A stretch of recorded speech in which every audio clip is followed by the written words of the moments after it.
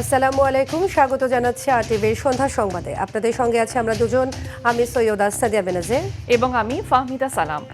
প্রধানমন্ত্রী তারেক রহমান বলেছেন, সুখী সমৃদ্ধ বৈষম্যহীন বাংলাদেশ গড়তে সবাইকে ঐক্যবদ্ধভাবে কাজ করতে হবে। যে যার অবস্থান থেকে ঐক্যবদ্ধভাবে এগিয়ে আসার আহ্বান জানান প্রধানমন্ত্রী। দুপুরে সচিবালয়ে প্রধানমন্ত্রীর দফতরে জনপ্রশাসন সভাকক্ষে ক্ষুদ্র নৃগোষ্ঠীর প্রতিনিধিদের বৈঠকে প্রধানমন্ত্রী এসব কথা বলেন। এ সময় ক্ষুদ্র নৃগোষ্ঠীর প্রতিনিধিরা তাদের বিভিন্ন সমস্যার কথা প্রধানমন্ত্রীর কাছে তুলে ধরেন। তারেক রহমান বলেন, সরকার এমন একটি দেশ করতে কাজ করছেন যেখানে কোনো জাতি গোষ্ঠীর বৈষম্য থাকবে না।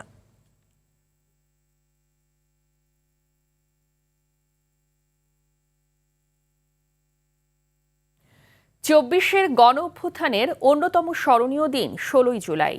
শহীদ আবু সাইদের দুহাত প্রসারিত, বুকে বুলেট বিদ্ধ হওয়ার দৃশ্য আন্দোলনের নতুন মোড় তৈরি করে। কাঁপন ধরায় হাসিনার 15 বছরের মসনদে।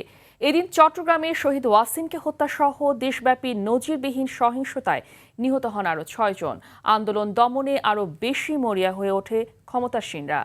জুলাইয়ের সেই বিশেষ দিনটি নিয়ে জিএম মাহমুদের রিপোর্ট।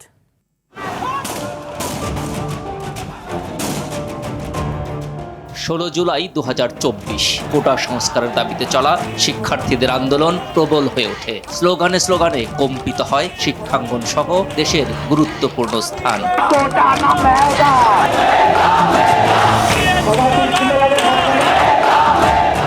এ কম্পন নাড়িয়ে দেয় সরকারের মসনদ। অবরোধে স্থবির হয়ে পড়ে রাজধানী সহ সারা দেশ। পরিস্থিতি নিয়ন্ত্রণে ঢাকা, চট্টগ্রাম, বগুড়া, রাজশাহী ও রংপুরে বিজিবি মোতায়েন করা হয়। অনির্দিষ্টকালের জন্য বন্ধ ঘোষণা করা হয় সব স্কুল, কলেজ ও বিশ্ববিদ্যালয়। শিক্ষার্থীদের নির্দেশ দেওয়া হয় হল ছাড়ার।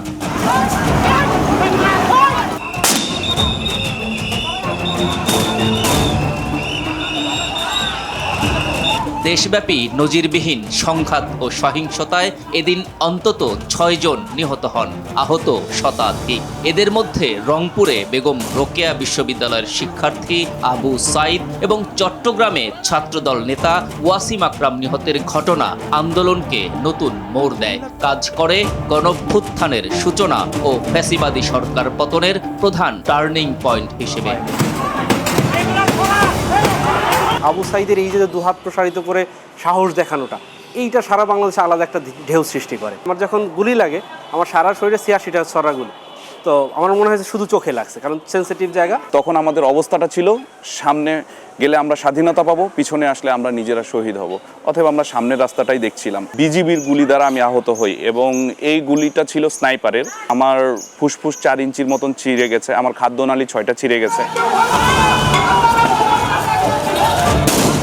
ঐতিহাসিক জুলাই গণঅভ্যুত্থানের আবু সাইদের দুহাত প্রসারিত করে বুক চিতিয়ে দাঁড়ানোর এই অবিচল দৃশ্য এখন নিপীড়ন ও অন্যায়ের বিরুদ্ধে সাহসের প্রতীক। তাই 16 জুলাই পায় জুলাই শহীদ দিবস স্বীকৃতি।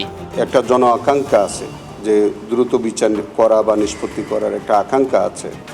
আমরা সেই আকাঙ্ক্ষাকে ধারণ করি, যতটুকু দ্রুত সম্ভব সেইভাবেই কাজ এগিয়ে যাচ্ছে। তবে বিচারের গতি ও সাজা কার্যকর না হওয়া নিয়ে ক্ষোভ জানায় শহীদ পরিবার। দ্রুত গতিতে বিচার কার্যকর করা হোক। শেষ বসে দেখি যেতে চাইছিলাম যে আমার ছেলের বিচারটা কার্যকর হোক।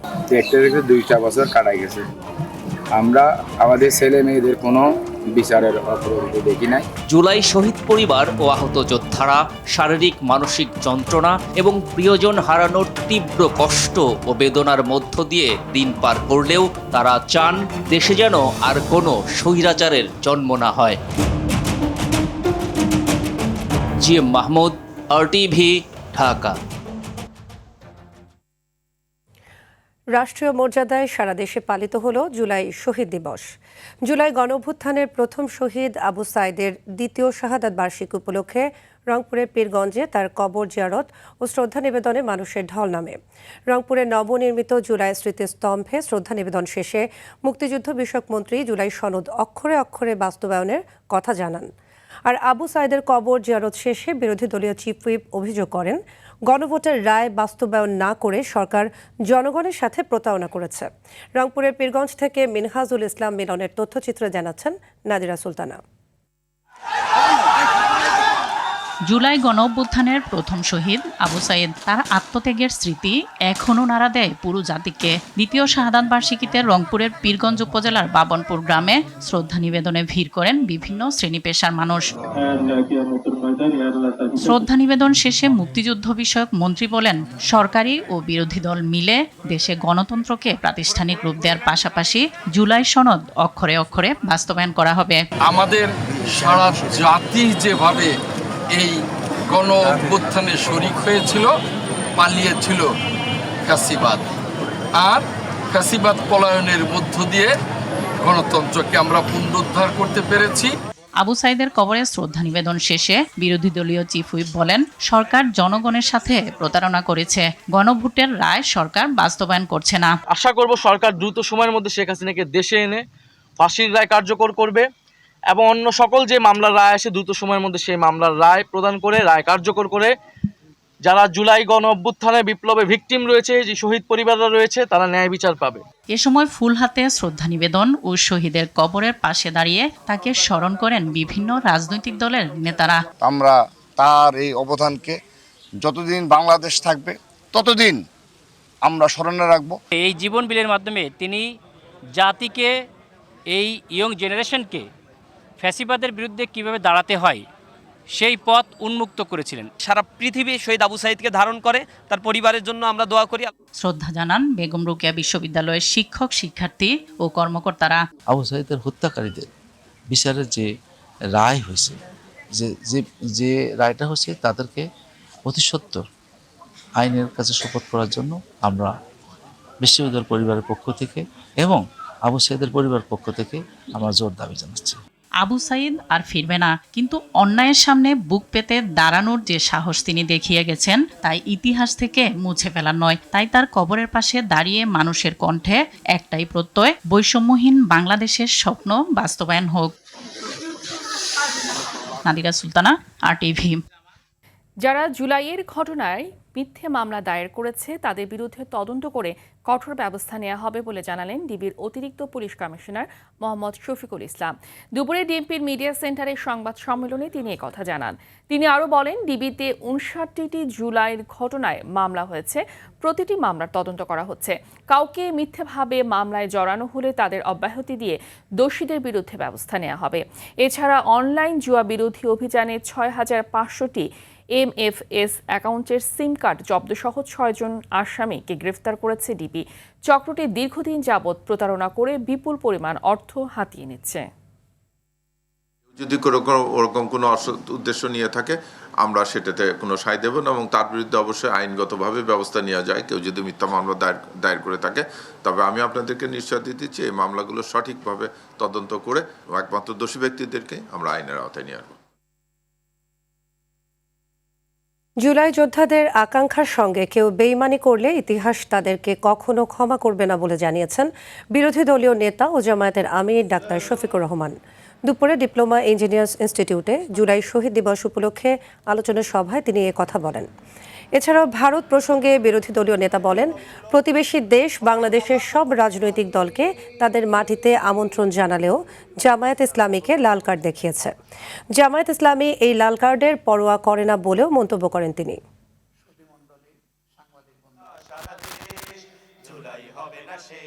তারা বলেছে বাংলাদেশের সকল দলকে ভারতের মাটিতে আমন্ত্রণ, শুধুমাত্র জামাতে ইসলামী লাল কার্ড। আমাদের আশ্রয়ের জায়গা 18 কোটি মানুষের অন্তর, ইনশাআল্লাহ আমরা তাদের হৃদয়ে আশ্রয় নিতে চাই এবং আমাদের হৃদয়ে বাংলাদেশকে ধারণ। বাংলাদেশের রাজনীতিতে ধর্ম নিয়ে বিভাজন থাকলেও বিএনপির রাজনীতিতে বিভাজন চায় না বলে মন্তব্য করেছেন বিএনপি মহাসচিব ও এলজিআরডি মন্ত্রী মির্জা ফখরুল ইসলাম আলমগীর। দুপুরে স্বামীবাগ ইসকন মন্দিরে রথযাত্রার উদ্বোধনী অনুষ্ঠানে তিনি এসব কথা বলেন। জানান, বর্ণ ধর্ম নির্বিশেষে সবাই একাত্ম হয়ে দেশের উন্নয়ন করতে চায় সরকার। প্রধানমন্ত্রী ধর্মের উপরও কাজ করছেন জানিয়ে তিনি বলেন, মসজিদের ইমাম, পুরোহিত, চার্চের দায়িত্বে থাকাদের নিয়ে যেসব পরিকল্পনা করেছেন যা আগে কখনো কেউ চিন্তা করেননি। মির্জা ফখরুল বলেন, হিন্দু, মুসলিম, বৌদ্ধ, খ্রিস্টান সবাই একাত্ম হয়ে দেশকে স্বাধীন করেছিল, তবে একটি অপশক্তি বারবার আঘাত করার চেষ্টা করছে। সবাইকে এক হয়ে তাদের বিরুদ্ধে প্রতিরোধ গড়ে তুলতে হবে।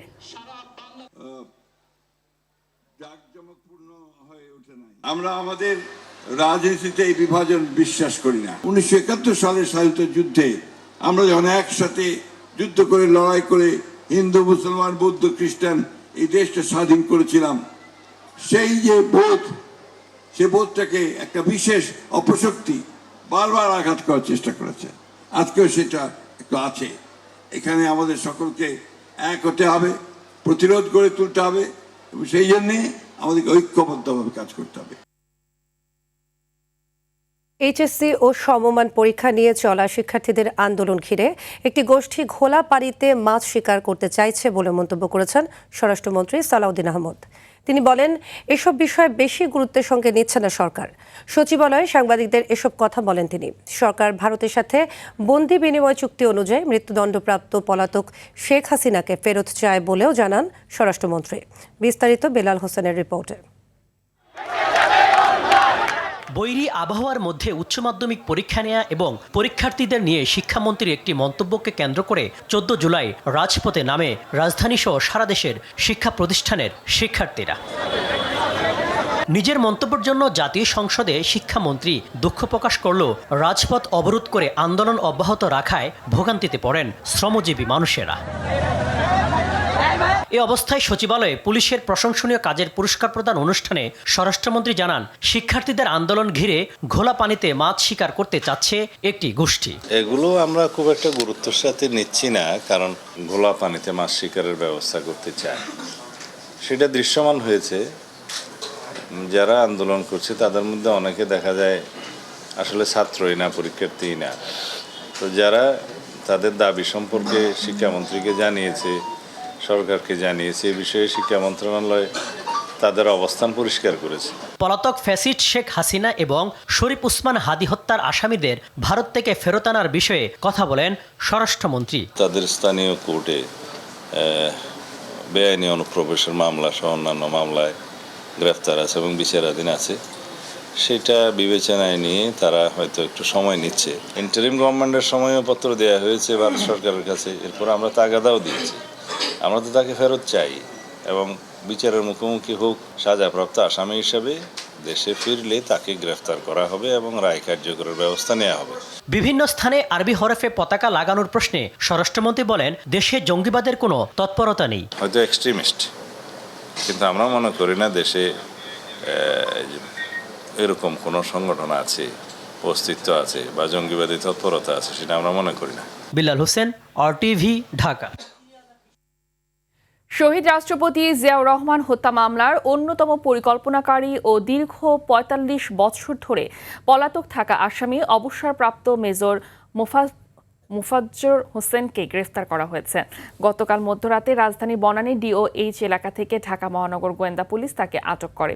ডিবি জানায়, প্রয়োজনীয় আইনগত প্রক্রিয়া শেষে তাকে বাংলাদেশ সেনাবাহিনীর কাছে হস্তান্তর করা হয়েছে।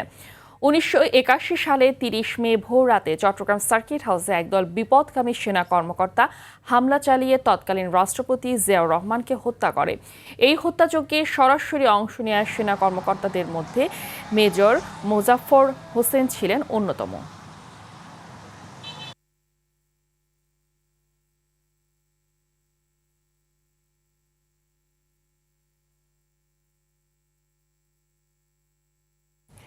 এই মুহূর্তে সর্বশেষ অবস্থা জানতে ডিবি রাজধানীর মিন্টো রোডে ডিবি কার্যালয় থেকে যুক্ত হচ্ছেন ওয়ালিদ সিদ্দিকী। ওয়ালিদ, ৪৫ বছর পলাতক থাকার পর সেনা কর্মকর্তা মেজর মোজাফফর হোসেনকে আটকের বিষয়ে ডিবি কর্মকর্তা কি বলছেন এবং পরবর্তী কার্যক্রম কি হতে পারে, বিস্তারিত জানাবেন। সাদিয়া, আমি আপনাকে জানিয়ে রাখতে চাই, বিকাল নাগাদ এখানে দুটি সেনাবাহিনীর গাড়ি প্রবেশ করে ডিবি কার্যালয়ে। আমরা যতটুকু জানতে পেরেছি যে এখানে হস্তান্তর প্রক্রিয়া চলছে সম্ভবত। দীর্ঘ ৪৫ বছর পর পলাতক অবসরপ্রাপ্ত মেজর মোজাফফর হোসেনকে গতকাল মধ্যরাতে বনানী DOH থেকে তাকে গ্রেফতার করে গোয়েন্দা বিভাগ, পুলিশের ঢাকা মহানগর গোয়েন্দা বিভাগ। তাদেরকে দীর্ঘ এই সময় ৪৫ বছর আমরা যতটুকু জানতে পেরেছি যে তিনি ভারতে ছিলেন এবং ছদ্মবেশে বাংলাদেশের ছদ্মনাম ব্যবহার করে তিনি আপনার বর্ডার ক্রস করে বাংলাদেশে প্রবেশ করেছিলেন এবং এই যে ডিওএইচএসে যে তিনি অবস্থান করছেন, কোথায় অবস্থান করেছেন, কার বাসায় অবস্থান করেছেন সে বিষয়ে এখনও আমরা তথ্য পাইনি। ডিবি আমাদেরকে ব্রিফ করবে, আমরা যতটুকু জানতে ডিবি আমাদেরকে ব্রিফ করলে আমরা সম্পূর্ণ তথ্য আপনাকে জানাতে পারবো।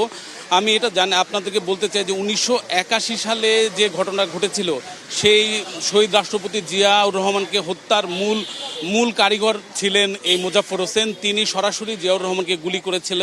আমরা মামলার নথিতে এটা জানতে পেরেছি এবং আমরা জানতে পেরেছি ওই সময় যে 13 জনকে কোর্ট মার্শাল দেওয়া হয়েছিল পরবর্তীতে, সেই কোর্ট মার্শালের 13 জনের মধ্যে তিনি ছিলেন অন্যতম এবং দীর্ঘ সময় তিনি পলাতক ছিলেন।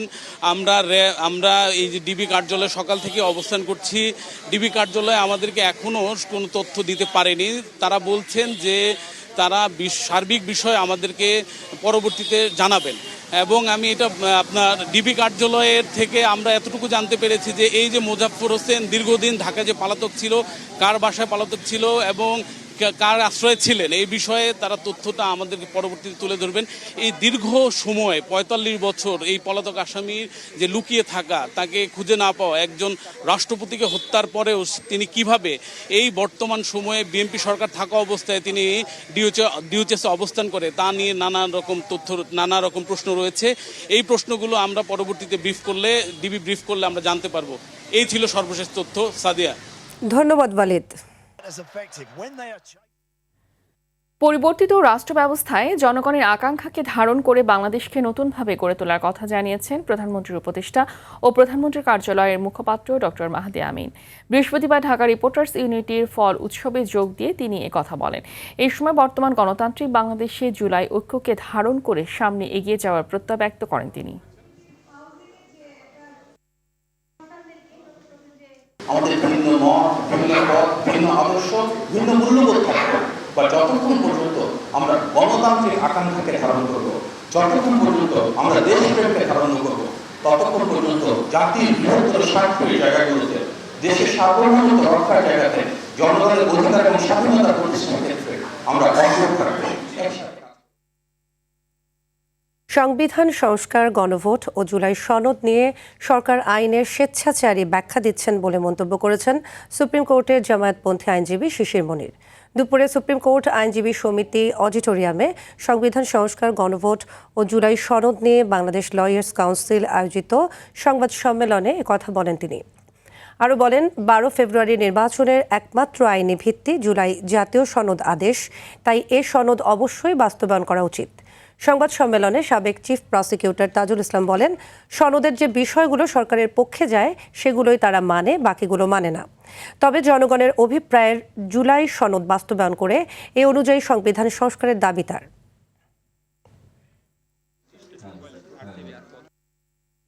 সংবিধান সংস্কার পরিষদের সদস্য হিসেবে শপথ গ্রহণ করতে অস্বীকৃতি জ্ঞাপন করেন।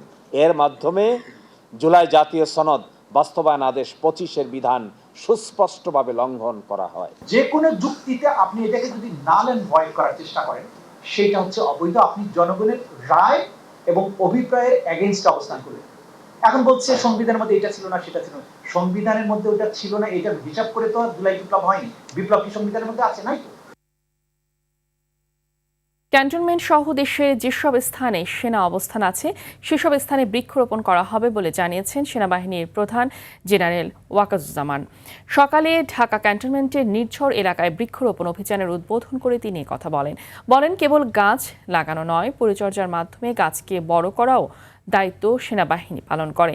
পরিবেশ ও জলবায়ু পরিবর্তন মোকাবেলায় সেনাবাহিনী সবসময় কাজ করে যাবে বলেও জানান সেনাপ্রধান। এই লক্ষ্যে 11 লাখ গাছ রোপণ করার কথা জানান তিনি। বাংলাদেশে যত সেনানিবাস আছে অথবা যেই সমস্ত জায়গায় সেনাবাহিনী আছে, আপনারা যদি লক্ষ্য করেন দেখবেন সেখানে গাছ আর গাছ। আমরা খালি বৃক্ষরোপণই করি না, বৃক্ষগুলোকে সংরক্ষণ করি, নার্চার করি, সেনানিবাসগুলোতে বৃক্ষে পরিপূর্ণ থাকে। আইন অনুযায়ী কার্যকর নয় এমন তালাকের অজুহাতে স্ত্রী ও নাবালক সন্তানের ভরণ পোষণ বন্ধ করা যাবে না বলে যুগান্তকারী রায় দিয়েছে হাইকোর্ট।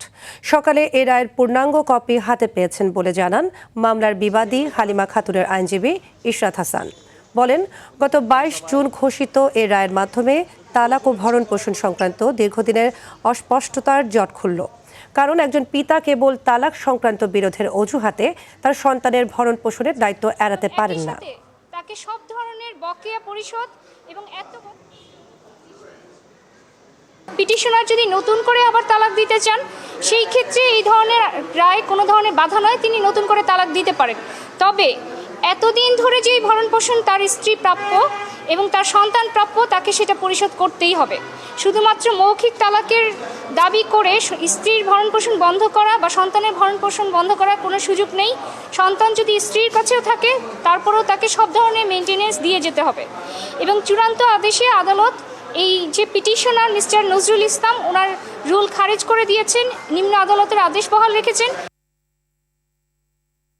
আন্তর্জাতিক মুদ্রা তহবিল IMF এর সঙ্গে নতুন কর্মসূচির আওতায় IMF থেকে $4 বিলিয়ন বেশি ঋণ পাওয়ার আশা করছে সরকার। সফররত IMF এর প্রতিনিধিদের সঙ্গে বাংলাদেশ ব্যাংকের গভর্নর মুস্তাকুর রহমানের বৈঠক শেষে এই মন্তব্য করেন কেন্দ্রীয় ব্যাংকের মুখপাত্র আরিফ হোসেন। এবারে সফরে আনুষ্ঠানিকভাবে কোনো ঋণ কর্মসূচি নিয়ে আলোচনা হয়নি। আর্থিক নীতি, ডলারের বিনিময় হার, মুদ্রানীতি ও মূল্যস্ফীতির মতো বিষয়গুলো নিয়ে আলোচনা হয়েছে বলে জানান তিনি। বোর্ডের ব্যাপারে গৃহীত সিদ্ধান্তকে জেনারেলাইজ করার, বাংলাদেশ ব্যাংক সেই সিদ্ধান্ত নিবে, সেটা সরকারের সিদ্ধান্ত বা চাওয়া পাওয়ারই প্রতিফলন। অতএব যদি কোনোটা ডিসকন্টিনিউ করে, সেটাও সরকারের ইচ্ছারই প্রতিফলন হিসাবে, এবং নতুন কোনো প্রকল্পে যেতে চাচ্ছে, সেটাও কিন্তু সরকারের সিদ্ধান্তের বা ইচ্ছার প্রতিফলন সেখানে থাকবে। এখানে যেহেতু যে কোনো সিদ্ধান্তই উভয় পক্ষ আলোচনার মাধ্যমেই গ্রহণ করা হয়, অতএব সেখানে কোনো প্রকার জটিলতা সৃষ্টি হবে না বলে আমরা মনে করি।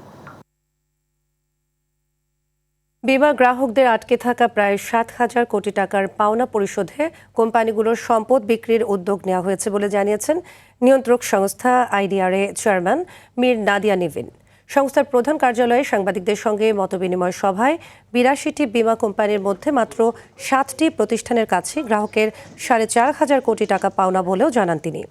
বিমা কোম্পানিগুলোর FDR এবং ট্রেজারি বন্ডে বিনিয়োগ করা অর্থ দিয়ে দাবি পরিশোধ সম্ভব না হলে কোম্পানির জমি সহ অন্যান্য সম্পদ বিক্রি করার নির্দেশ দেবে নিয়ন্ত্রক সংস্থা।